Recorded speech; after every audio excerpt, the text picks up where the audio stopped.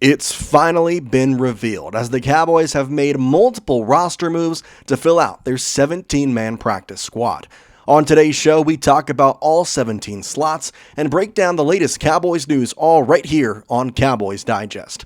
Welcome in, everybody. I'm Jace Andrews. I appreciate you tuning in to today's show. Obviously, lots to discuss. 16 of, yes, the full 17 slots on the practice squad have been named. We're going to be talking about those and who that last slot will most likely go to, as we have that information for you here as well. Before that, though, I want to remind you to hit that subscribe button. We are closing in on 6,000 subscribers, about 150 away. So if you are new here, looking for daily Cowboys coverage, we've got you covered on all the latest news, information, and rumors. So go down there and hit that subscribe button. It is 100% free, no purchase necessary.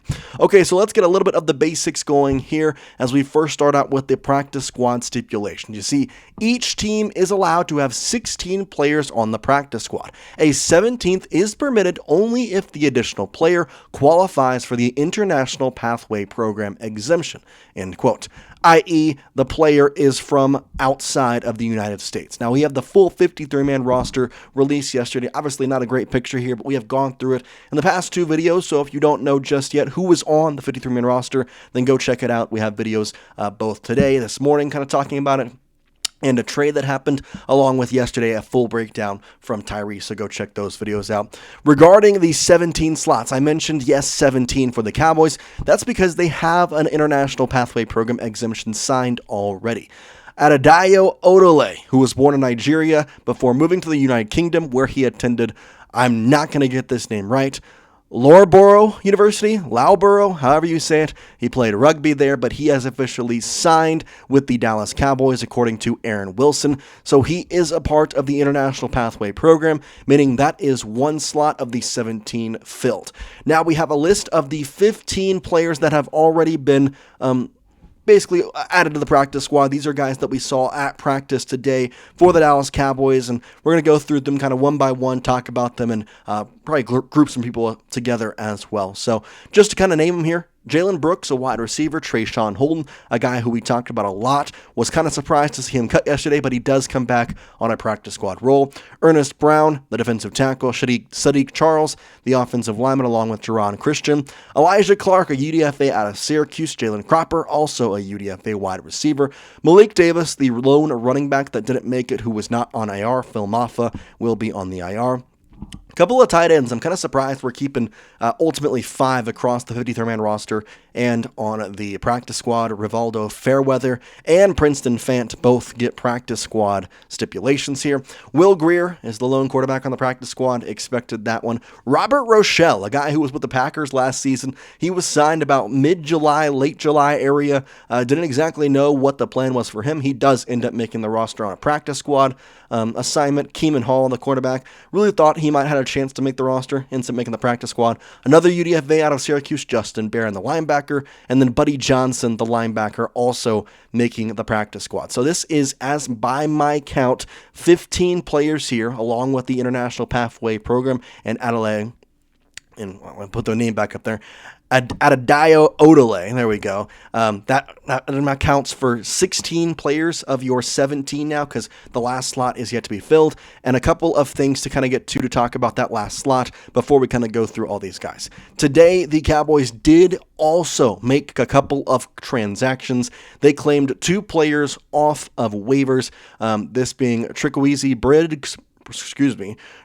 Briggs from the LA Chargers, and then a defensive back from Minnesota in Reddy Stewart. They in turn had to waive 2 players. Both of these guys were quarterbacks, and Andrew Booth and Zion Childress, which in my opinion, Zion Childress, a UDFA out of Kentucky, he will be the final practice squad member once he is officially added. However, he has to go through waivers, so unless Childress was picked up, I believe he'll get the nod over Andrew Booth, specifically because Childress is a UDFA and is still very young. Booth is young as well, but not as young as Childress. Okay, let's kind of talk about some of these players on the practice squad here. I'll throw them back up there on the screen for you. But an interesting spot for a couple of different guys as we talk about the first one, which is Jalen Cropper. Funny enough with him, he was a big reason why the Cowboys kept him, at least in my opinion, is because of his special teams ability. He was a punt returner for the Cowboys in the preseason game, so kind of not really out of the ordinary to see him there. And then another name that was a big kind of, I'm going to say a shock to Cowboys fans, really wanted to make him, ends up joining the practice squad. Traeshon Holden, the Oregon wide receiver, UDFA, had a lot of good things talking about him in training camp. A good preseason showing for the most part, but in that last game against the Falcons, it was very obvious that he didn't really have the weight gain, or not the weight gain, but like the ability to make some of the catches that ultimately some of the guys on the 53-man roster end up making. Obviously, a lot of Cowboys fans were, not to say upset, but wanted him on the roster. Ends up still staying with the practice squad members. So I think in some ways that probably tells you a little bit more about what the idea behind him across the league was, and that maybe, just maybe, we had a little bit more of an ideology above, for him than maybe what the rest of the league does, goes through waivers, doesn't get claimed, i.e. he's still with the Dallas Cowboys. So that works for that much. We had two UDFA Syracuse guys who I really thought were going to have a chance to make the roster in Justin Barron and Elijah Clark. They both end up making the practice squad. Really do like the play of Barron. I like Clark more, but I think what really got Barron a practice squad signing was the ability to play multiple positions. Now, technically on the roster, he's going to be listed as a linebacker, but he played in a quarterback and a safety role throughout college, so he can kind of play a lot of places on the field should you need him. Plus, he is a very good special teams addition for the Dallas Cowboys, should that be a need for them later on in the season. So, two UDFAs and Elijah Clark and, of course, Justin Barron. Talked a lot about them throughout the training camp process, how impressive they were for the Dallas Cowboys, and they don't get the 53-man roster nod, but they do end up getting the nod for the practice squad. Now, real quickly, I do want to go and take a look at the offensive depth chart, because if we look at this at the practice squad members, you can kind of tell wide receiver, offensive line, offensive tackle, wide receiver, running back, tight end, QB. So you're talking at least 8, at least half, which is about the normal for your offense. But in some ways, they're more important than you might think on the offensive side of things than the defensive side of things. Because quarterback-wise, I think that we're in a decent spot. So Rochelle Hall, more there for depth, especially given the injuries that we have to our cornerback room.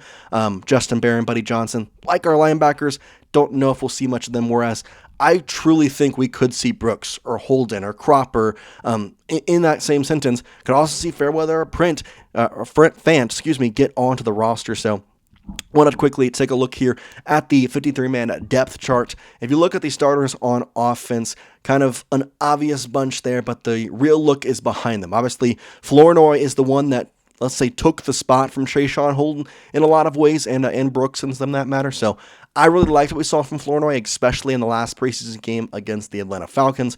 I think that game really proved why he was the right choice. I mean, at the time, obviously, we didn't know just yet, but you could kind of see it in the writing from that game. He was going to be the one that made the 53-man roster. Still get Holden, you still get Cropper, you still get Brooks. They're just going to be on the practice squad. Offensive line is an interesting one, because if you missed today's video, or rather missed the news at all, Assam Richards was traded to the New Orleans Saints. So the offensive depth chart is kind of at an interesting spot. As of right now, they are carrying a combined 8 offensive linemen. Now, Brock Hoffman, who is technically listed as the backup center, can play guard as well, either left or right. However, you still have 8 guys in terms of your depth on the offensive line. Hence why, if we go back here to the practice squad, you're going to see Sadiq Charles and Jerron Christian both getting the nod on the practice squad. I think with Sadiq, there was a lot of people saying that he might make the roster. I think ultimate deciding factor was the position of him getting taken on waivers, probably less than maybe some other guys on this offensive depth chart, rather like Nate Thomas, who really impressed, TJ Bass, Brock Hoffman. So I think the decision was more made as we're going to have 8, but in reality, we're carrying 10, and we could easily bring up those guys at any point in time, should we need them. Obviously, that's why the best part of the practice squad is you're going to be with the team, you're going to be practicing with them, and at the drop of a hat, someone gets injured, you need them, you can bring them right up to the 53-man roster. Obviously, there does have to be a move made, so injured reserve, all that stuff that would need to be made if one of the practice squad members was brought up at that time. But yeah, so a decent showing there for the practice squad. Obviously, it's something to kind of watch with a bunch of these guys. Obviously, I want to know your thoughts in the comment section. Is there a favorite on this practice squad list? Obviously, I expect Traeshon Holden to be a guy that everybody's really excited to have on the practice squad. But I'm looking at more like I really do like Elijah Clark. And not to say the safeties are like in a bad spot at all, like not at all. But I do think that if there is a position that I would like to have a guy who is ready to go at the drop of the hat, I would like it to be safeties. I do like Elijah Clark. His ability to play on special teams as well. He's a hard-hitting guy, especially for his size. I mean, if we go back to the Syracuse picture, he's the one on the behind Justin Barron. A little bit of a smaller guy. Obviously, that's what you kind of see with safeties, but I do think he has a really good shot to, be a point in this Cowboys team. Obviously, Will Grier will be the emergency quarterback, so we'll be seeing him a lot throughout the year on the sidelines. If anything were to happen to Dak Prescott, which, knock on wood, this is a injury-free season for him. Hopefully we won't need to see him. But obviously at this point, we kind of wait. We see. I do expect to go back to this. I think Zion Childress will be the final waiver wire. As long as he doesn't get picked up on the waiver wire, I believe he'll be the final guy for the Cowboys practice squad.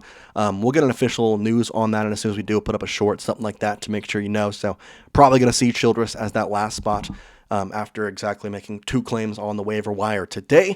But that is all we have for you here on Cowboys Digest. Like I said, get in the comment section. Let me know, is there a favorite on this practice squad list? Is there some guy you think should have made it that the Cowboys didn't sign? Let me know down in the comment section. But as always, really do appreciate you tuning into today's show. We're going to see you next time here on Cowboys Digest. Peace out, guys.